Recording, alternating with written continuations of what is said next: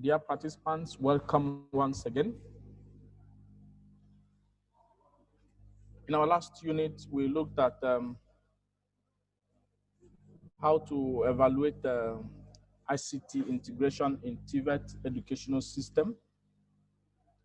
And today we're going to look at unit 4.1, which is planning model for integrating ICTs in TVET.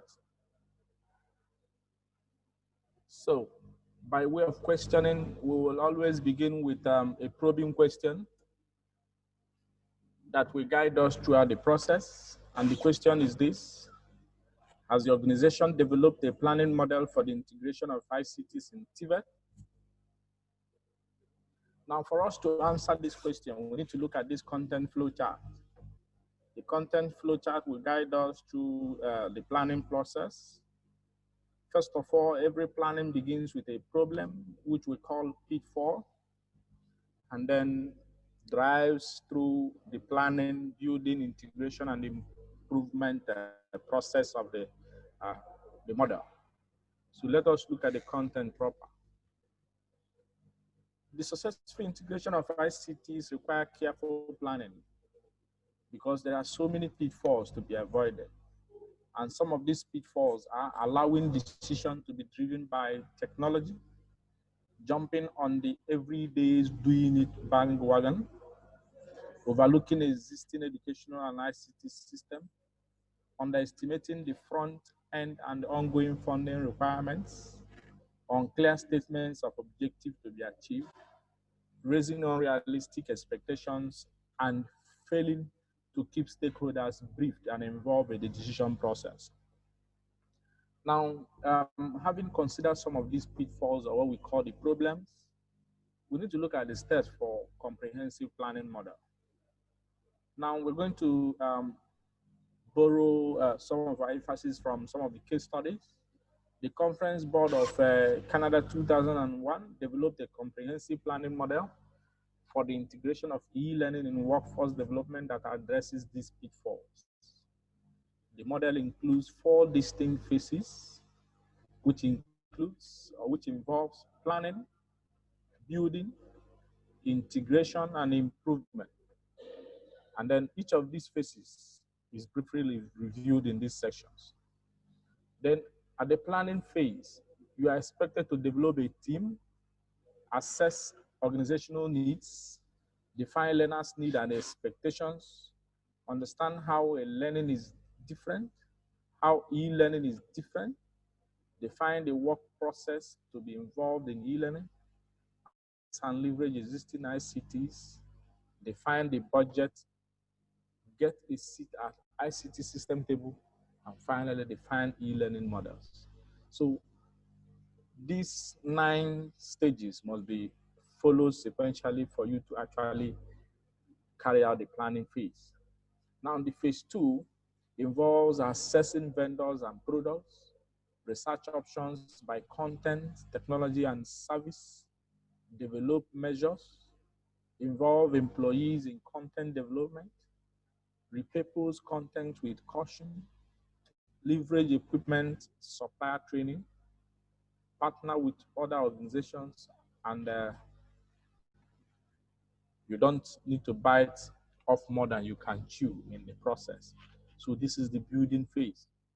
Now the integration phase, which involves integrate and don't implement, you ensure you are actually doing integration, you develop e-literacy, provide adequate ICTs, train the trainers, track, link, and measure the process, provide time to learn, develop mechanism for content management and updating, and then you communicate and build the communities.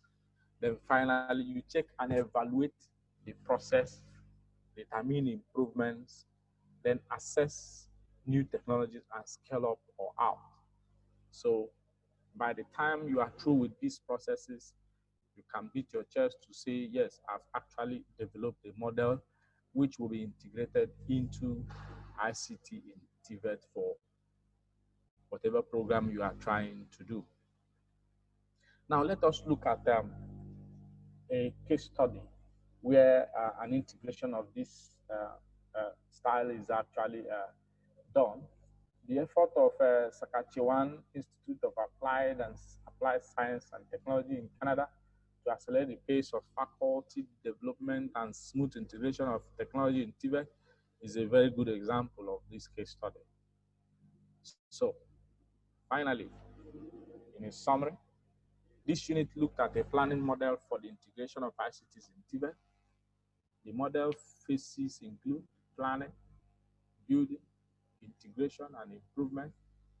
During these phases, the planners are expected to assess the organization and the learners, develop and promote e-learning to stakeholders, and finally, consider improvement in researching new technologies, approaches, strategies, and techniques, including policy options. And then unit concluded with a case study of CIAST in Canada that accelerated the pace of faculty development and smooth integration of technology in TVET. Now, let us look at the transformative reflection, because we have actually completed this segment of instruction, and then I will urge you to engage in the following transformative reflection activities. Now, you are expected to focus on your assumptions that underline your beliefs, feelings, and actions regarding planning models for integrating ICTs in TVET. I urge you to examine and assess the consequences of these assumptions on your beliefs, feelings, and actions in relation to visioning and strategic planning for the implementation of ICT-mediated education. And then if this instruction has helped you consider alternative sets of assumptions, test the validity of these assumptions by participating in a reflective dialogue with a critical friend or by engaging in self-reflection.